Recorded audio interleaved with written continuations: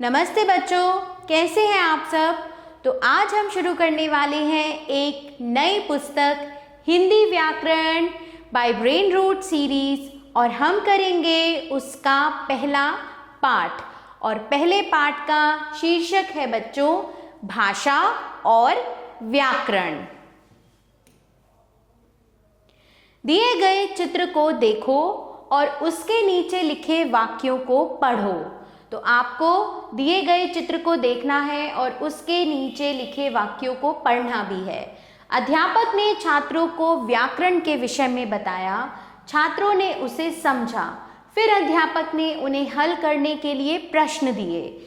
छात्रों ने प्रश्नों को पढ़कर उनके उत्तर लिखे और अध्यापक को दिखाया। अध्यापक ने उत्तर पढ़े और उन्हें अंक दिए।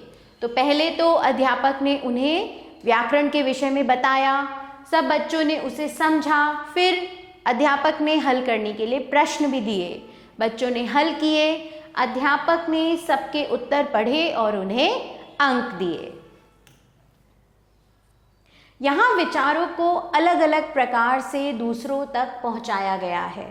जैसे अध्यापक ने छात्रों को व्याकरण के विषय में बताया, तो कैसे बताया? बोल कर बताया, है ना।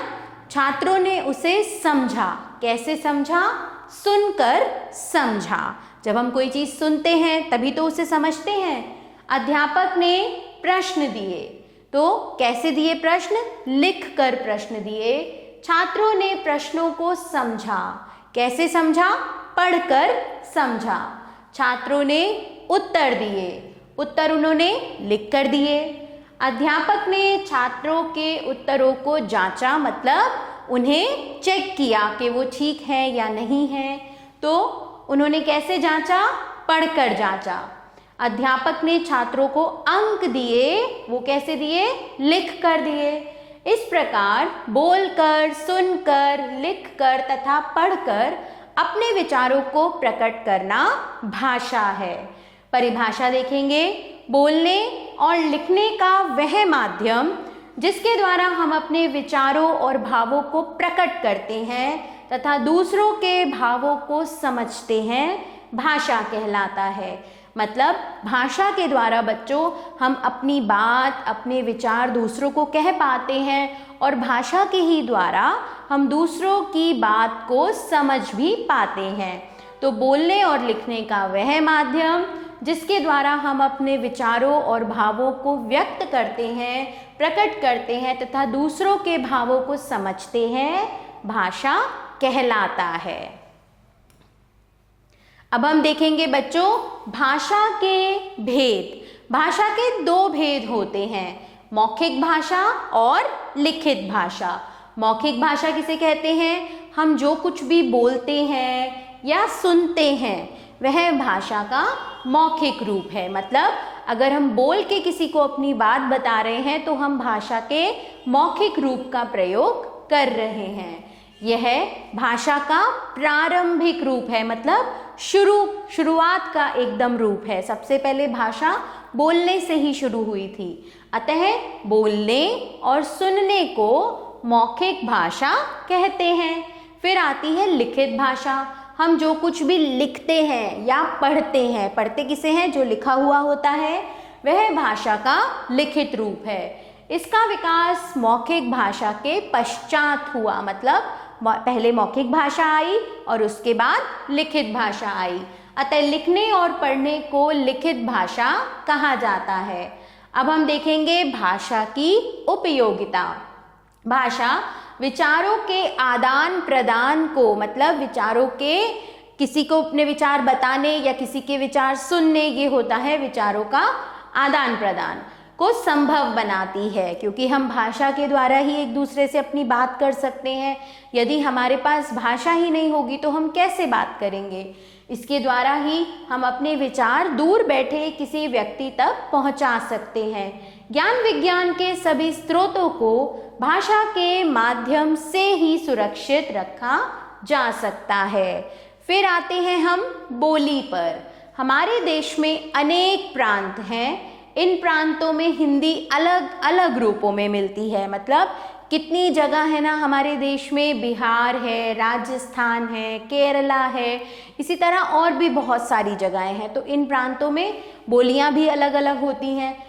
इस प्रकार विभिन्न प्रांतों में मिलने वाला भाषा का स्थानीय रूप बोली कहलाता है। तो भाषा के स्थानीय रूप को हम क्या कहेंगे? बोली कहेंगे। वह भाषा जो किसी प्रांत विशेष तक ही सीमित रहती है, मतलब सबसे ज़्यादा वो उसी प्रांत में बोली जाती है, या जब उस प्रांत के लोग कहीं चले जाते हैं तो वहाँ हमें सुनने को मिल सकती है। तो वह भाषा जो किसी प्रांत विशेष तक ही सीमित रहती है, बोली कहलाती है।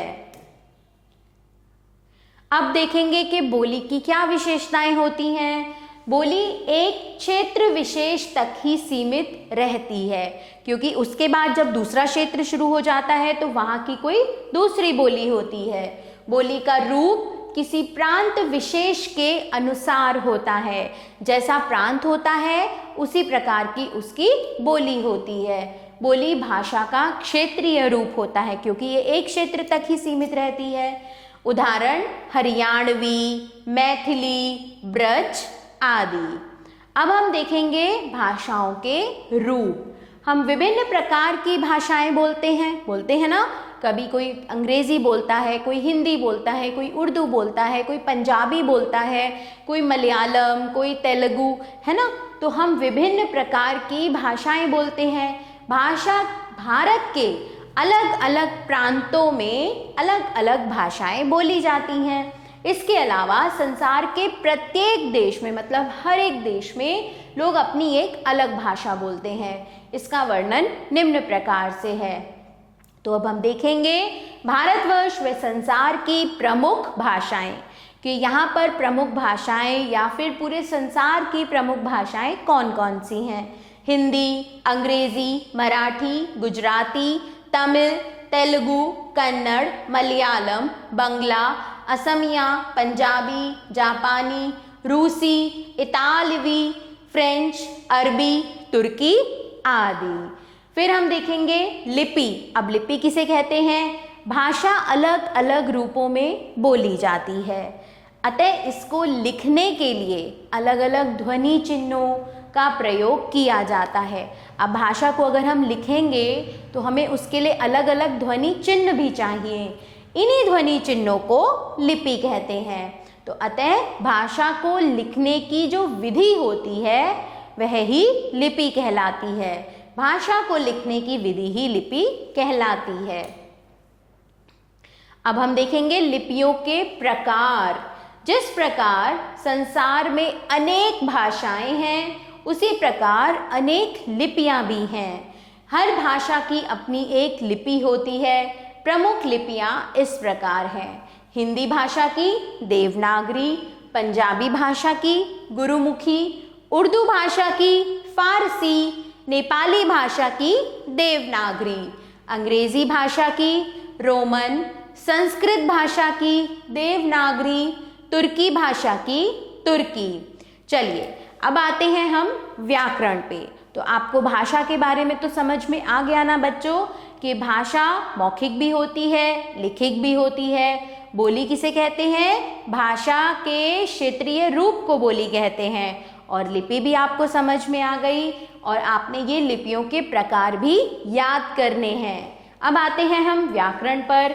भाषा की शुद्धता या अशुद्धता, मतलब शुद्धता मतलब भाषा ठीक है या नहीं, अशुद्धता मतलब कि भाषा में कुछ गलती है।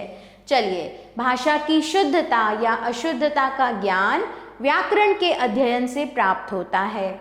जिस प्रकार किसी कार्य को करने के लिए किन्हीं विशेष नियमों का पालन करना पड़ता है, उसी प्रकार भाषा को सही प्रकार से प्रयोग करने के लिए कुछ विशेष नियमों को मानना पड़ता है। ऐसा नहीं कि कुछ भी लिख दिया, हमें कुछ विशेष नियमों के अनुसार ही भाषा का प्रयोग करना चाहिए। भाषा के इन्हीं नियमों को व्याकरण कहा जाता है। तो चलिए परिभाषा देखेंगे।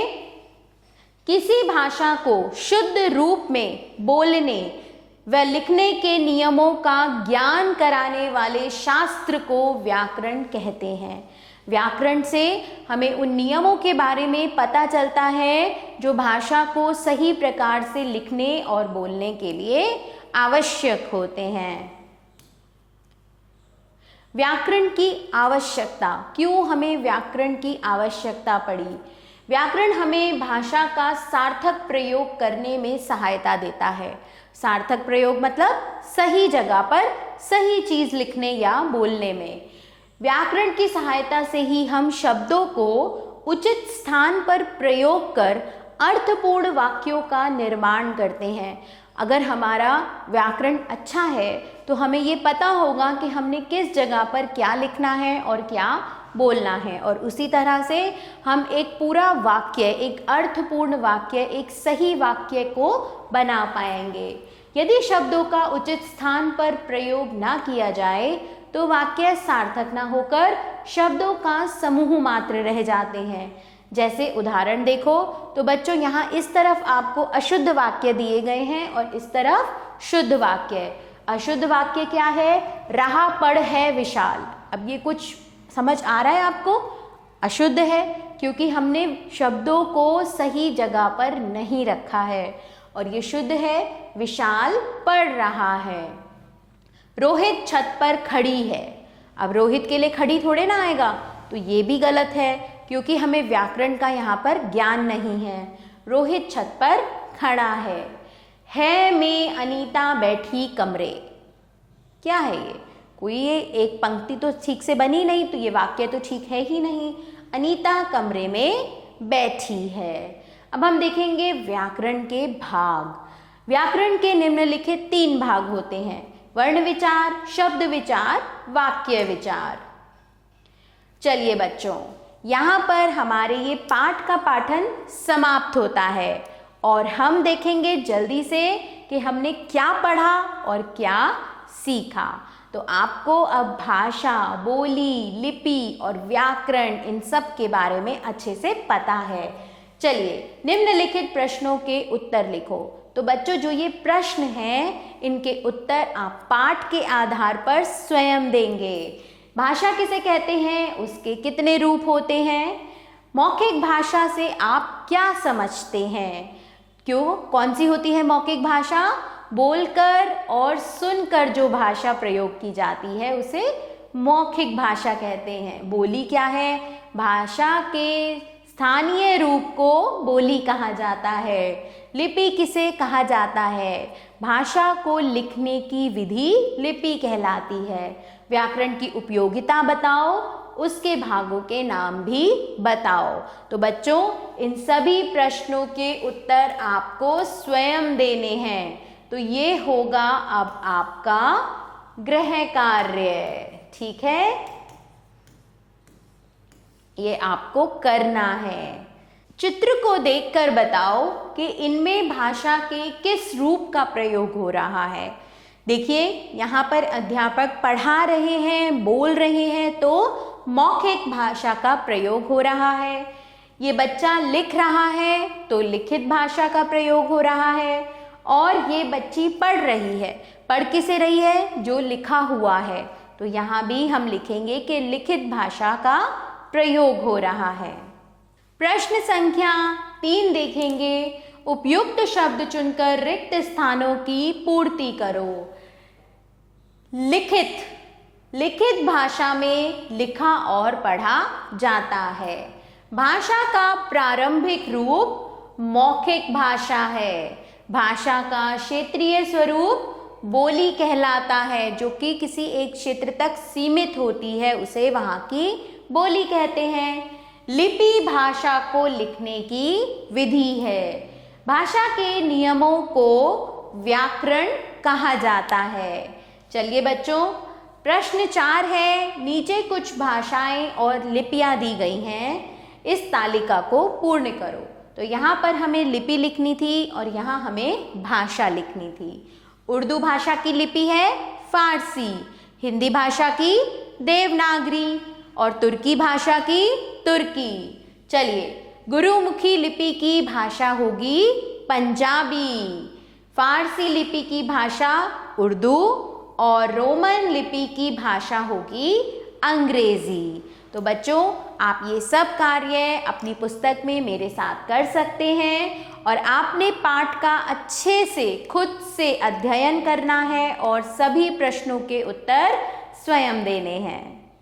आभार। मिलते हैं नए पाठ के साथ।